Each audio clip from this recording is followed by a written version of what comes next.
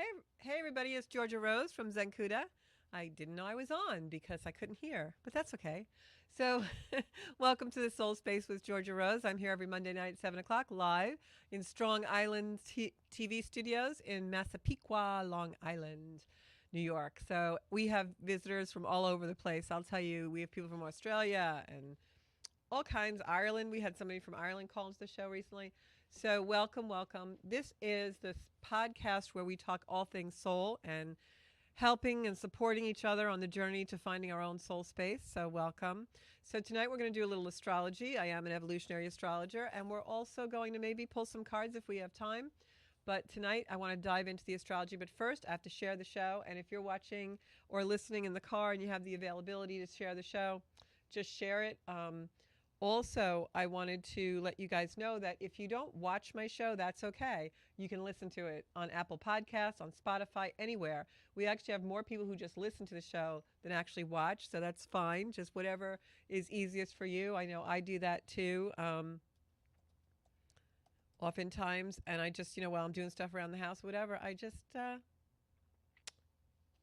listen instead of watching. So there's nothing wrong with that. So I'm just going to share the show to a couple of my sites. If you're looking for me on social media, you can find me on zencuda Soul Space and also on Georgia Rose, whichever one you like to be on.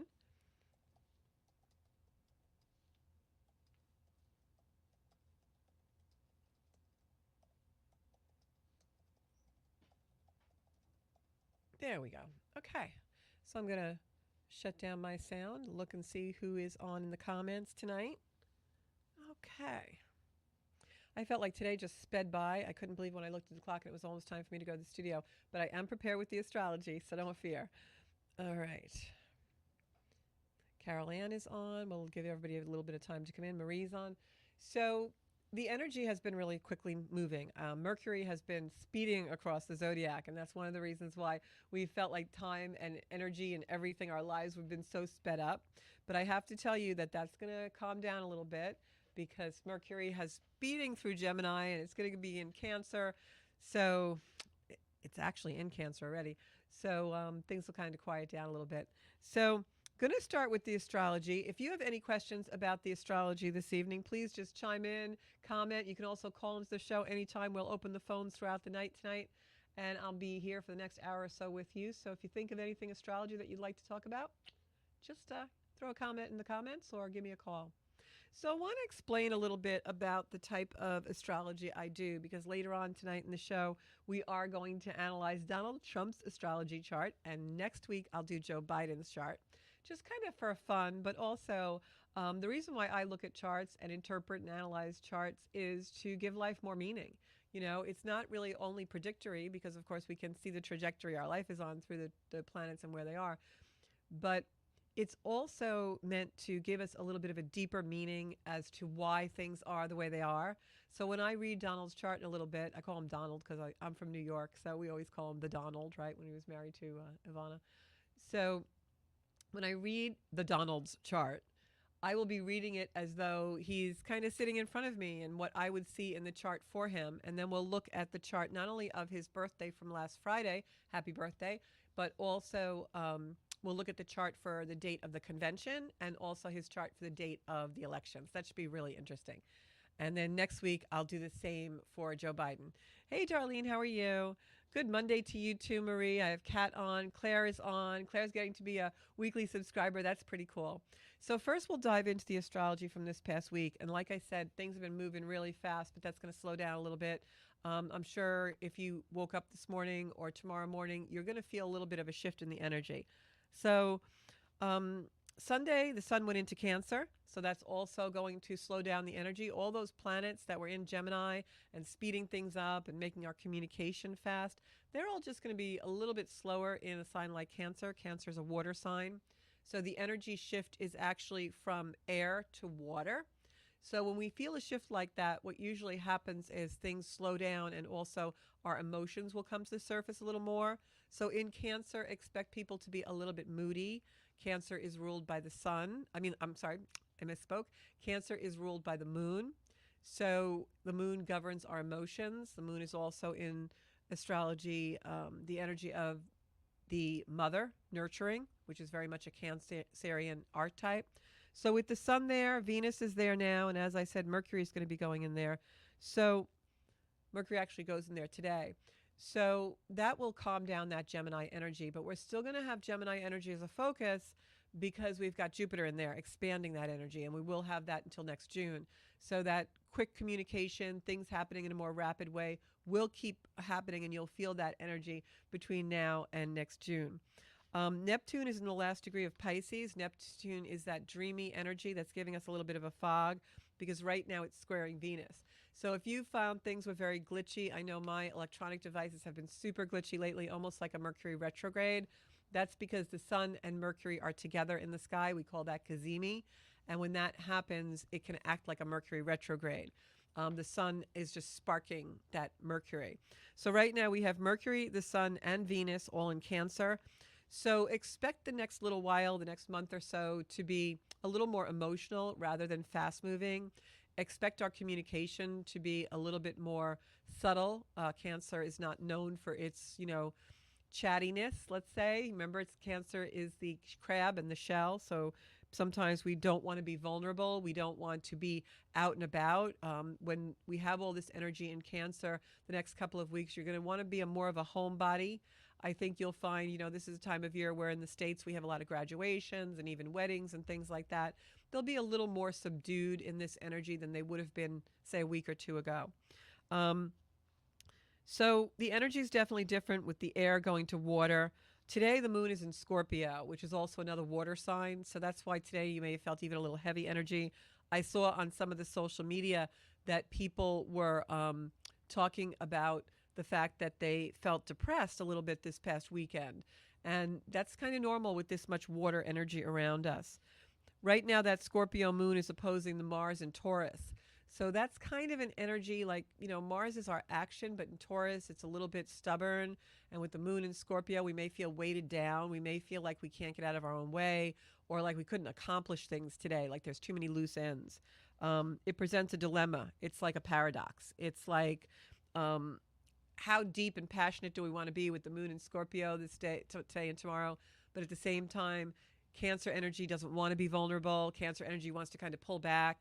So we feel uncomfortable. We feel frustrated. We feel like we don't know what to do with ourselves, that kind of an energy. And that's going to last for a couple of days. And then the week really picks up because Tuesday, the moon goes into Sagittarius.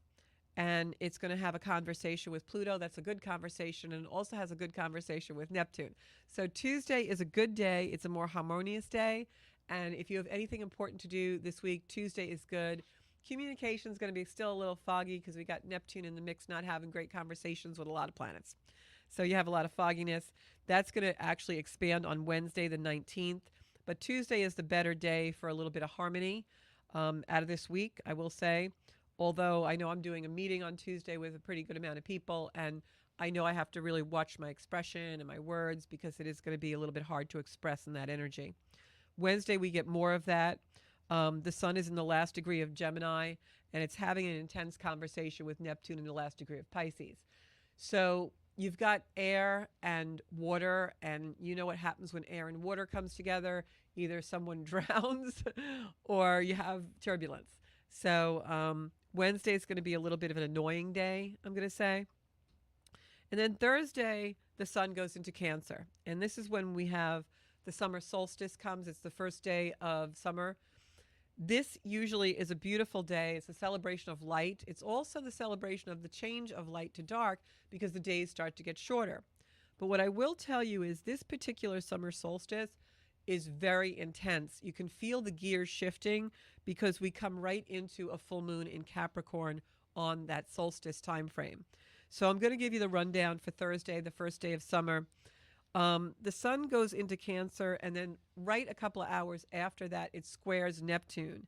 And we're going to be feeling this energy of Wednesday into Thursday, that fogginess, that energy of just hard to express ourselves. Like we want to be kind of forward and passionate and optimistic, but the Cancer energy is kind of putting a damper on things and making us be like, well, I really want to go to the party. I really want to go to the thing, but I'm just going to go home and, take a nice shower and go put my jammies on. It's kind of that energy. And then we have FOMO and we feel we missed something and we wish we were there. So it's just kind of an annoying energy. In this energy with the sun squaring Neptune, that's Thursday into Friday. You feel it a little bit on Wednesday. That's also an energy where it's hard to know what's real. So don't speak your piece yet. Don't be so entrenched in your ideology or your um, belief systems, because things will change. These next several days into next week, it's going to be very hard to discern what's true. I was listening to the news on the way over here just to check in with the universe because I don't listen very often. And they were talking about how certain things come out. We have a big presidential race going on here in the States. And they talked a lot about something fake news and how there's a lot of AI things being generated on the candidates and how they really don't know what's right and what's wrong as far as what's real and what's not. That kind of energy is going to be really out there in the world globally, but it's also going to be really playing out in our own lives where we're not really sure what is true, what is light, what is dark. This is kind of the energy that we start the summer with, and this is kind of the theme that we have really leading into all the way through November. And that's why I wanted to analyze both major candidates' charts this evening, because we do have so much of that energy where we don't know what's real and what's not, what's real and what's not. Um, and so that summer solstice kind of sets the tone for the season. And it's going to be a season where, especially this next month or so, with that full moon in Cancer setting off the next 30 days and the full moon, in Capricorn setting off the next 30 days of this, with opposing the sun in Cancer, that Cancer Capricorn axis will play out over the whole month of June into July. So what does that mean? The Cancer Capricorn axis is the conflict between in and out, the conflict between within ourselves and out in the world, the conflict between boundaries and vulnerability.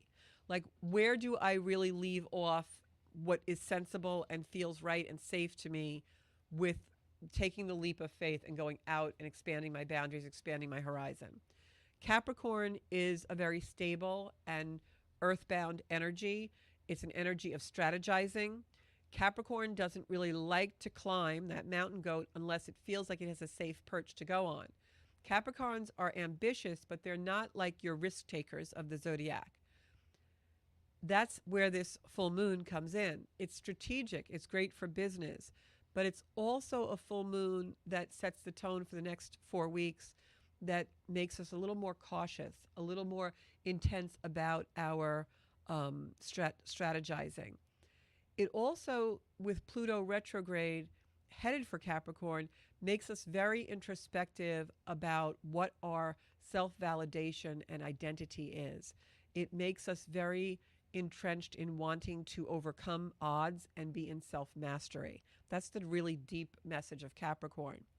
So when the full moon sets out in opposition to the sun in Cancer, which is the crab going back in its shell, a Cancer energy is an energy where it's very vulnerable. It's going to reach its own self-mastery through inner exploration.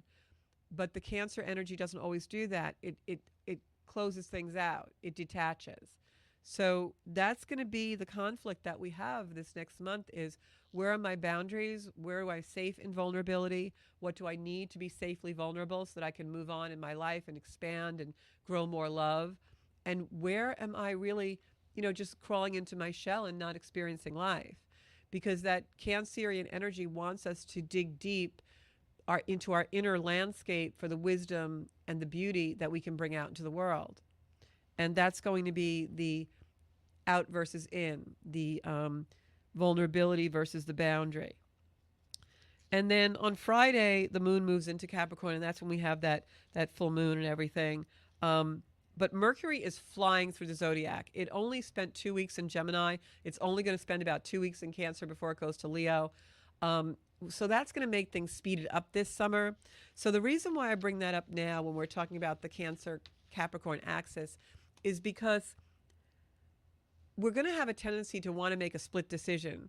Especially there's some things coming up in this full moon involving Uranus, which is a sudden planet of sudden change and shock. And we're going to want to take a leap of faith. But what I will say to you is be very strategic in your leaps. Don't rush in.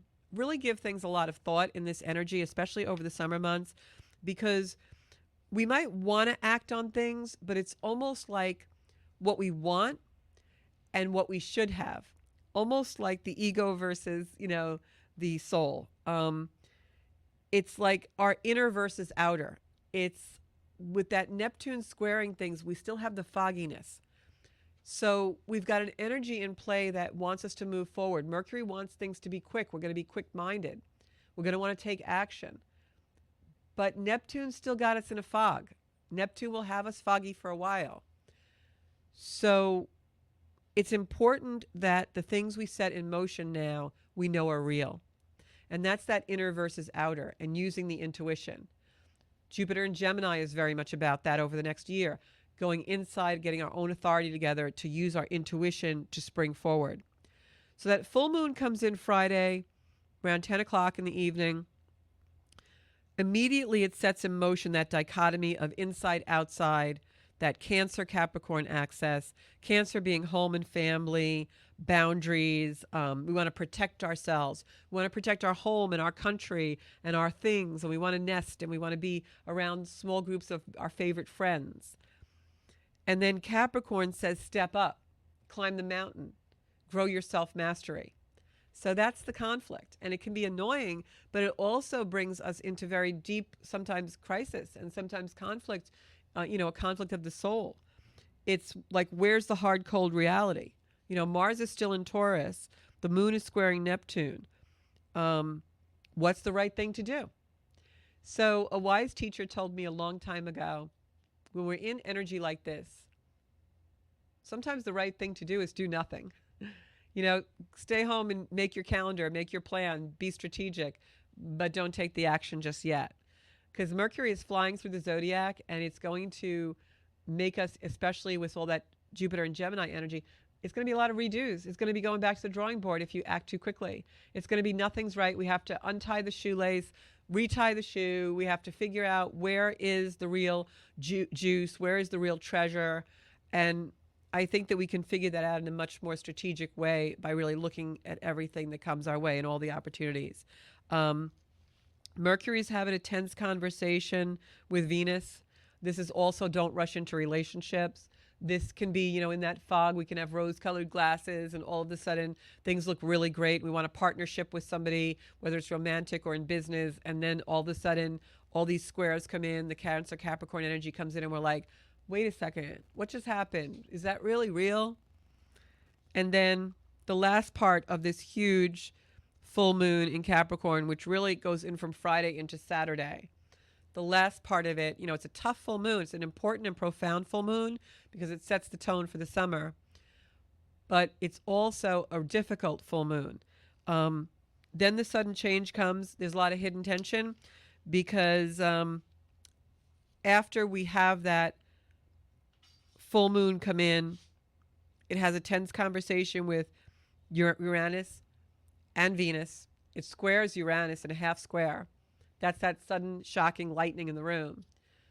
So hidden things are going to be revealed. And we're not going to know what's true and what's not. And that's Thursday into Friday. And it's a very intense energy. I think you're going to see things play out on the world stage where things come to light and we're all like, huh? No, yeah? No, really? That happened? Oh, no. And then as the days unfold, finding out what the reality really is, and it may not be what we think it is. I mean, this is like a hall of mirrors. It's like a fun house. It's like the illusions and the delusions are so hard to navigate. So how do you navigate it? Well, you got to hold your space. You have to know within you what feels right. The body never lies to us. If something gives us the ick, if something is just like our intuition tells us, no, that's not quite true, then that's the truth. And so that's why it's so important now to go into meditation, go out in the sun, absorb light, do our meditations, do our yoga, do our work, whatever that is. If it's walking on the beach, take your lunch breaks, go to the park, in the morning, get up 15 minutes earlier and do a ritual of, sitting outside or whatever it might be. If you have drums, do your ceremonial drums. But there's a very important energy. If you have a ritual where you go to church, you light candles, you candle gaze, you do rituals like that. But it's very important, shamanic journeying, very important for us to become entrenched in the spiritual practices that bring us to our intuition and our knowingness within our own authority. This is a time in the universe, these next couple of months, where we can no longer rely on the outside media and what we're being told as our truth. It's very, very important for us to establish our own personal truth and awaken that. And then into Sunday and Monday, we've got some squares to the nodes because we've got the moon at 11 degrees Capricorn. We've got the Mercury at 11 degrees of Cancer.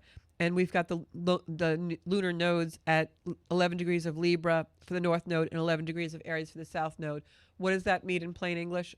Astrologers out there know what it means. But this is a very intense energy that is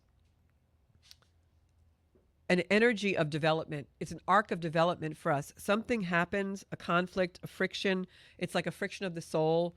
It's like a magnification of the inner versus the outer world. You know, what feels true to us, what is really true, and what are they telling us is true? What seems to be an illusion in our own personal lives? You have to go with your gut. Your gut is not lying to you, and you have to go with your gut these days. Those squares to the nodes are like a skip step for the whole world. It's a powerful and profound energy. When you have a skip step in the zodiac, and I have one in my chart, many people do, it's a square to the lunar nodes. It's almost like that planet needs to be remembered. It's skipped. It doesn't have an aspect in the chart. And so you have to go back and relive and restructure. And now with the moon and Mercury squaring the lunar nodes, this is about our identity, and it's about information and communication. So we're going to be hearing a lot of things, seeing a lot of things, and having a lot of things happen in the media that are definitely illusions. It's a friction of the soul. This is a critical point in the development of humanity. I will tell you guys that. And I'm not exaggerating. It is. Expect the unexpected. Definitely so.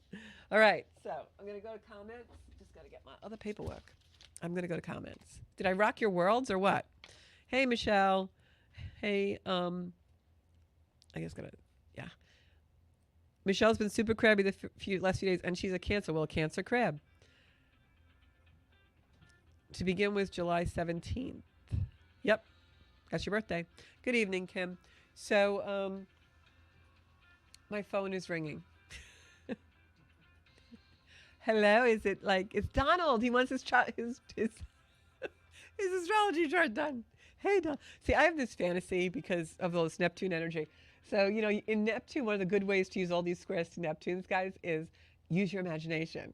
Because the imagination is where all good things start. If we can't imagine it, we can't dream it, and we can't have it in reality, right? So one of my imaginations is like, I'm going to do this show tonight and analyze Donald Trump's chart, and next week Joe Biden's, and they're going to call me, and they're going to want to be on the show. Bobby's like, yeah. So, hey, a girl can dream, can't she? I don't really know if I'd want to have either one of them on the show. No, I didn't just say that. But you're welcome if you want to come, please. But there's a lot of really famous people I would love to have on the show. Like, you know, who would you love to see on the Soul Space? Maybe if we put it out there, they'll come. That would be awesome. So, and also the one thing that I'm going to say, and I'm going to ask all of you as well, is like, and I know when this goes onto YouTube, it'll probably get a lot, but please try and refrain from the political comments, because I want to tell you, even though I'm analyzing the chart tonight and I'm looking at the charts because I want to kind of predict a little bit, the real reason I'm doing this is so not political. I'm probably going to start analyzing some famous charts as we go. We might have something called Famous Fridays on my YouTube channel, and I'll be putting up a video every Friday of a famous person's chart, and we'll analyze it. I think it's a great way to learn astrology. I think it's a great way to really have meaning into a person, not what the media portrays them to be, but what they really probably are and what most likely their soul came here to do. And that's really where I'm coming from with this. It is completely and totally a point of view from evolutionary astrology, because that's what I do and that's who I am.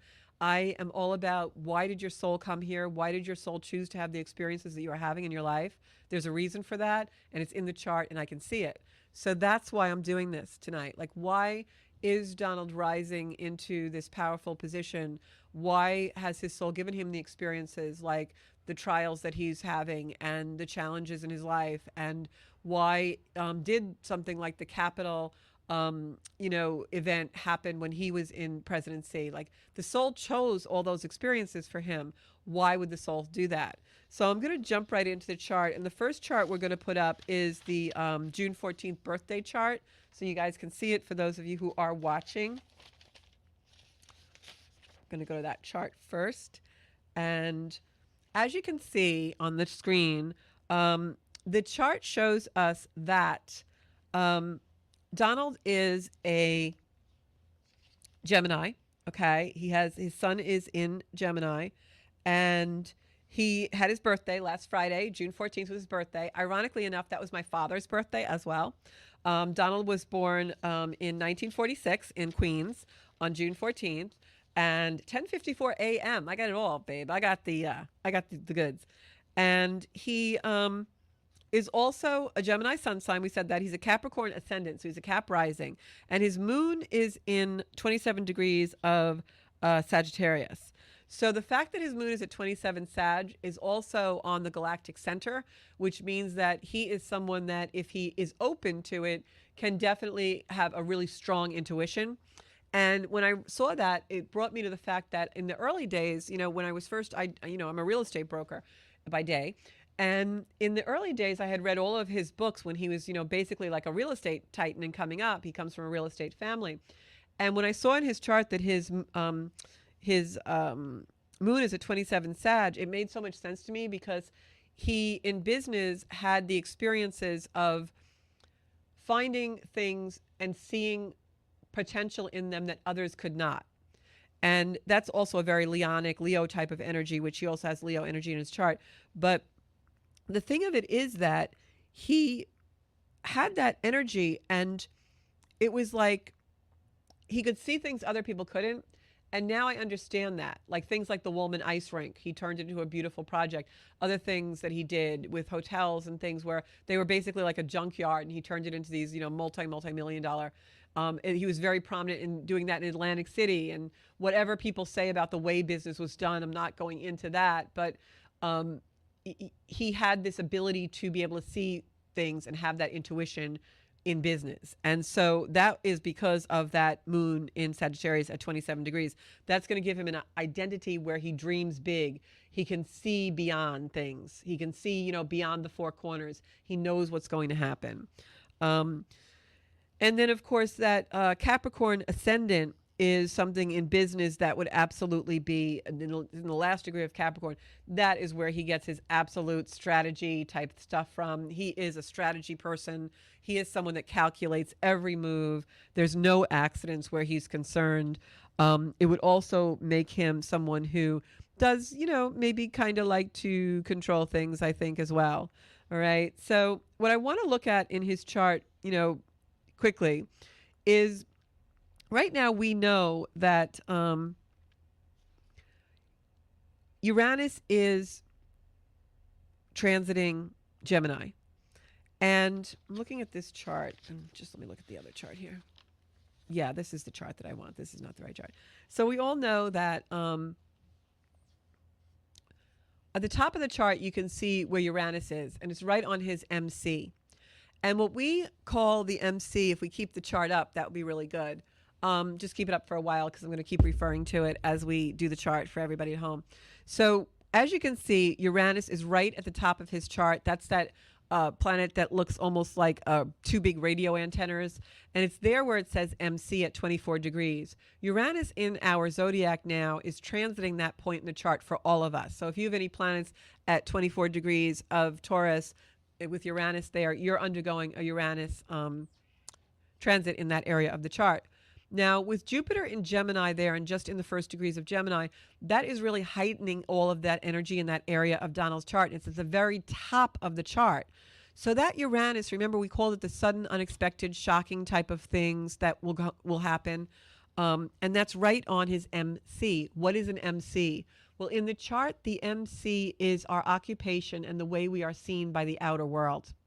So with Uranus there, that is like uncannily an energy of things being shifted, something unexpected and shocking happening to him in the way the outside world perceives him.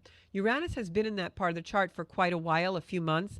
So that's the trials. That's all these things coming out. Especially with the Stormy Daniel trial, a lot of things were revealed, right? A lot of shocking information was revealed. It's right there in the chart. And then you add to that the fact that he has that planet Uranus right near his natal sun in Gemini with the North Node there. Those are huge energies. And you can see the sun is transiting there. The sun is transiting there, and the sun is going to be there during the convention time. So this is really pretty much the energies of the convention that we're looking at right now. And this, even though these are the transits in June 14th, it's not going to change that much.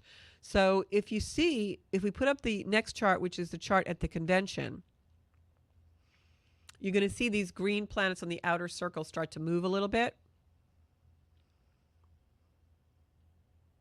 on the convention chart. And so now we've got Uranus there again, but now Mars is there. And with Mars in that energy, that's action. So if I had to predict at the convention, this is the transit for July 16th. So if I had to predict this with the top of his chart in the area of the medium coli, the MC, which is all about occupation in the world, the way the world sees your public persona, something sudden and unexpected is going to happen at that convention.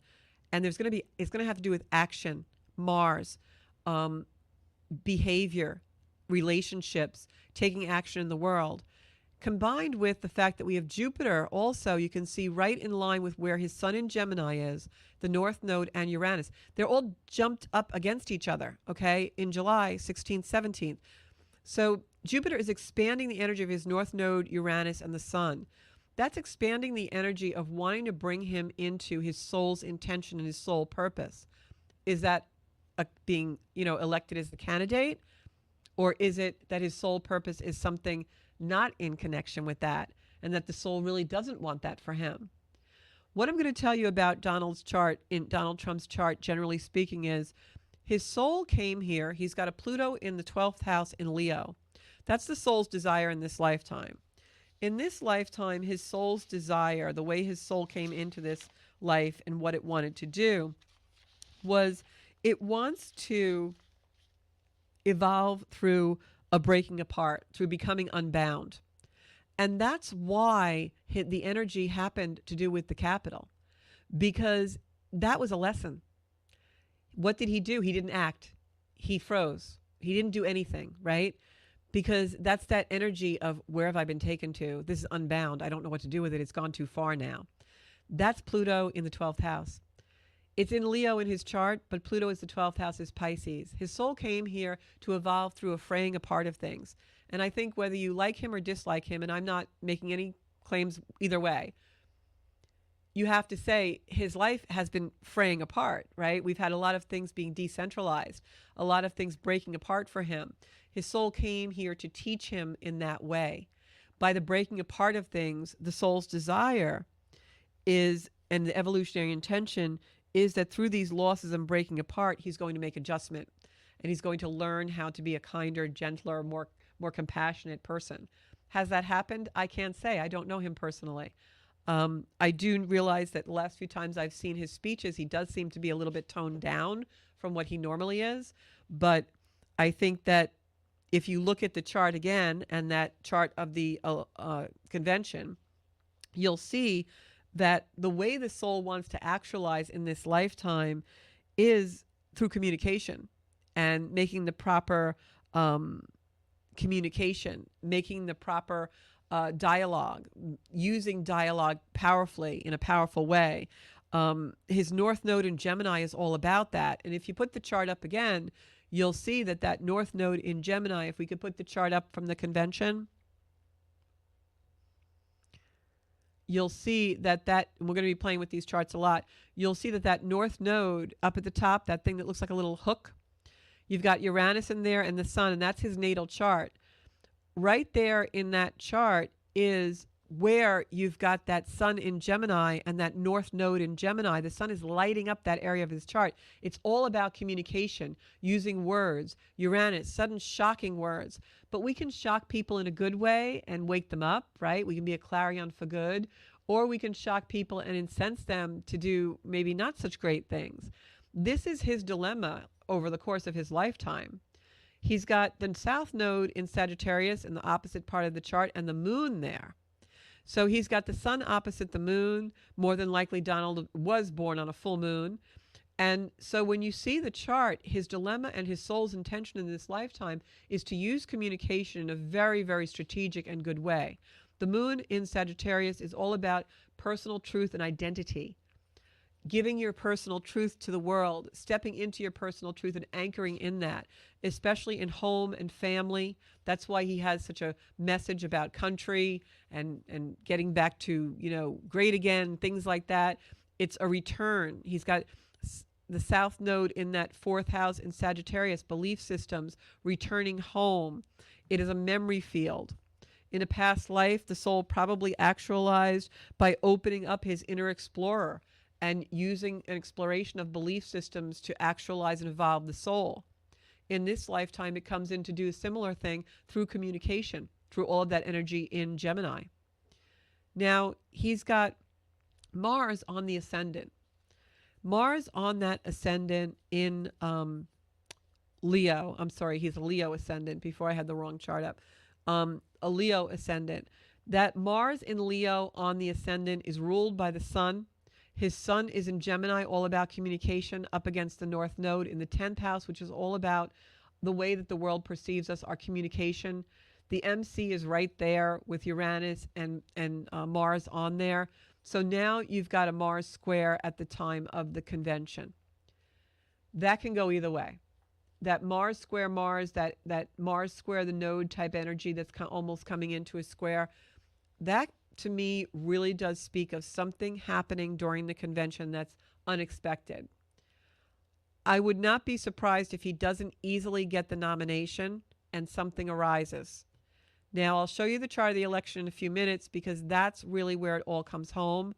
But in this chart, I mean, it's really, really, he was born to be the disruptor. It's in the chart. He's, if you look at the 6th house, it's Aquarius, ruled by Uranus. Uranus is at the top of the chart in the 10th house, which is all about work, how the world sees them, with the north node, the sun in Gemini, all about communication. All the transits he has going on right now are bringing that all to a critical point in his life. So this is all about the way he's going to communicate with the world. And his north node and south node are an arc of development. If he can have a communication style that is much more in line with what people can relate to and in a calmer, more gentler, more compassionate way that people will connect with, then he definitely will go much further. If he becomes more of the disruptor and goes in that disruptive energy of that 6th house Aquarius, 6th house is also our work in the world. The 6th house Aquarius is an energy that wants to be of service in a very unconventional way. And boy, is he. It's the rebel. It's the rebellion. It's the revolution. And boy, is he, embodying that chart. But it's got Pluto in the 12th house. So that Pluto polarity point and Pluto in the 12th house is all about, hey, the soul came into this lifetime in order to find compassion and return to the source of creation, the source that made us. So he's definitely got to use these things that are fraying apart in his life to be the disruptor in a good way. Jesus was a disruptor, right? Nelson Mandela was a disruptor, right? Eleanor Roosevelt was a disruptor. See the difference? So he's got to calm it down. That's the main thing. Now, if we go to the energy of the chart of the election, that's the one I know you guys are all waiting for. If you look at the election day chart, you'll see at the very top of the chart, not a lot has moved. We've still got November 7th. We've still got Uranus right up there. It's moved a little bit away from his MC, right? That medium coli, which is our work in the world, where the world sees us. But we've got Jupiter now on the north node and the sun. That Jupiter on the north node and the sun in Gemini in the 10th house is just trying to pull him into communicating in the right way. Speak your beliefs, speak them with compassion, with integrity, with more calmness that will relate to people. The soul is almost imploring him, come into your solar self, bring your light into the world, talk about your identity and your belief systems and things that people will relate to, but do it in a way that this is who you are and it makes sense with people. If he comes on really strong, that Mars and Leo on the ascendant, that identity that's like, hey, I'm somebody that, people need to see. I need to be seen. I'm the king of the world here. That Lion Leo energy, right? It's not going to go well. The thing that does really heighten the election for him is we do have Jupiter on his sun right on the election, November 7th. That is a very beneficial energy. It's in the 10th house. It's shining on there. That's just lighting up the chart, expanding goodwill and benevolence. So that's a really, really good sign for him on election day. And as I said, again, this is not political. Next week, we're going to do Joe Biden. The thing that is really interesting about this chart is that Jupiter stays in that 10th house, expanding the way he's seen in the world. It's up to him what that expansion is. And the other thing I wanted to point out with this chart is the sun is in Scorpio in November 7th. So when the sun's in Scorpio, things are revealed. And do you remember how last time something was revealed right a few days before election day? Well, that can happen again with the sun in Scorpio, and that can be for both candidates. It's the sun in Scorpio. In his chart, it's the 3rd house, which is communication.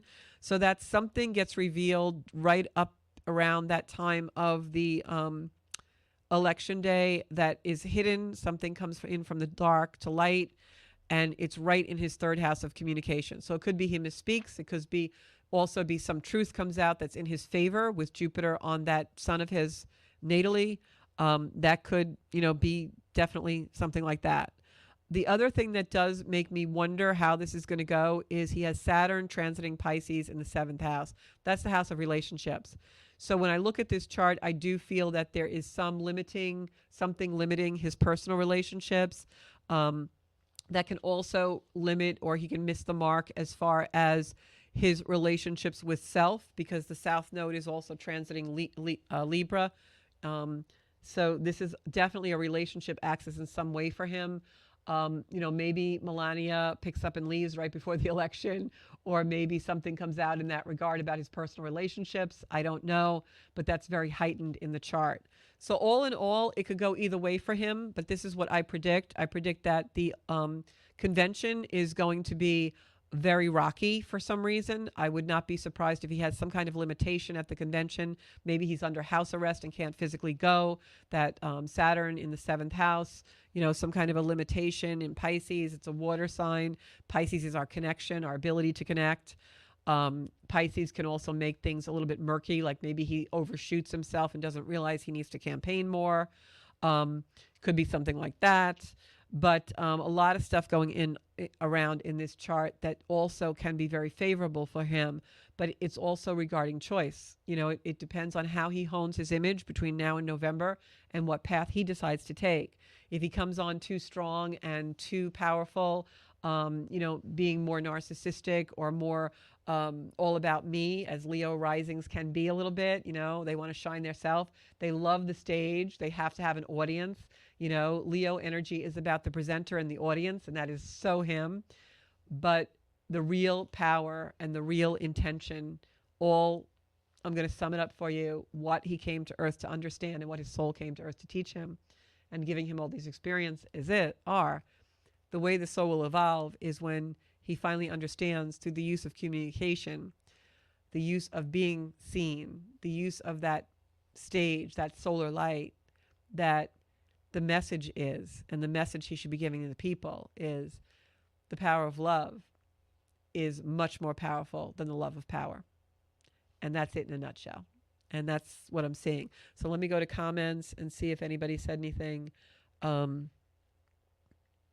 Hey, Sarah, how are you doing? Brene Brown. I don't know what that means. Oprah. Oh yeah, Brene. Right, they were disruptors. Yeah, good disruptors, right? Um, and Kim saying he's con man. My soul feels quant trains noted by Nostradamus are coming to fruition, in a good way. And I will say, over the years, studying Nostradamus from time, few and far between, but often, once in a while. I'll say once in a while. Um, his quatrains are so complex that, especially with Neptune in squares to a lot of the planets now, and Venus and Mars, um, they're going to mean what you think they mean. And that's why, when people interpret the quatrains, there's so many ways you could interpret them that it's very difficult to actually get reality from them. I find people interpret them oftentimes after the fact, and I'm not putting them down. God knows Nostradamus was brilliant, and there was a great deal of things that have come true from his quatrains. But I also think they are so subject to interpretation that it's hard to do it. It's hard to find the answers there.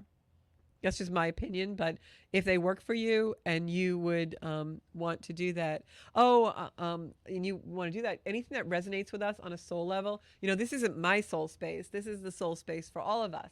So whatever really works for you guys. I understand now. Michelle was saying I asked who they wanted to see me do the charts for on the show. All right, we'll do Oprah's, we'll do Brene Brown's, we'll do a famous chart on the show. We'll do that maybe once a month. We'll have a famous chart. And I'm going to do that on the YouTube channel as well. I think maybe Fridays we'll do that. But I think Kim is right. A lot of the things that Nostradamus says do make sense, and you never know. They could be coming in. Okay. So I wanted to get back to Michelle saying about how she's been super crabby. That's the energy that's coming in now. That's that Cancer, Capricorn energy. It pulls us inward, but we're being pulled outward. So one of the best things you can do in this energy, especially for the month of June into July, is play meditation music. Every once in a while, just be in your own energy, because I think when you do that, it really makes us more grounded in what isn't superficial. And we look for the outside world to comfort us, to make things better. And I have to tell you, the outside world is not going to do that these days. It is going to be a bumpy ride this summer. So make sure you're getting out there and doing the things that you love to do. I am going to pick one card for the collective before we go, because we have a couple of minutes. And also, you guys know where to find me on zencuda.com and Zencuda Soul Space on YouTube. I think I'm going to put 3 cards for the collective. They're telling me to pick 3. And after me is tea time. And then we have another show on at 9 o'clock, which is really cool, about saving lives. Okay, 3 cards really quick. I've got the King of Wands. I've got the 5 of Swords. Oh, this is all conflict. And I've got the 9 of Swords. So these cards are all about conflict, I hate to say. And it's just the energy now. That Cancer Capricorn axis can be very conflicting. Cancer wants us to go into our security. Capricorn wants to pull us out for our security. So this is all about security and stability, which we know comes within. So the sleepless nights won't happen. I would do a bedtime ritual and meditate before bed. This is the combative energy, the 5 of Swords. Combative energy, don't get into that. You're going to find things more and more polarized as we near the elections. And what I'm going to say to you is the way to integrate polarization, polarized energy, is to ask questions. When you find yourself in disagreement with someone, ask them, hey, why do you say that? All right? Or why do you think that? And then, of course, the Page of Wands is someone bringing messages. So try to tune out the media and make your own decisions about things. So that's tonight's show. You can find me on social media at Zencuda Soulspace, Instagram, Zencuda Official. And you know where to find me on YouTube on Zencuda and Zencuda.com. And next up, we have Tea Time with Teresa. And if you want to see something on the show, please drop me a comment, because I really want this to be the things that you guys want to see. And if you haven't subscribed, get over to the YouTube and subscribe to my channel. Thanks so much. And don't forget to listen to me. You don't have to watch me, but listen to me on Apple Podcasts, Spotify, and even Alexa at home. If you say, Alexa, play the Soul Space with Georgia Rose, she will do it for you. Thanks, everybody. I'll see you next Monday at 7 o'clock.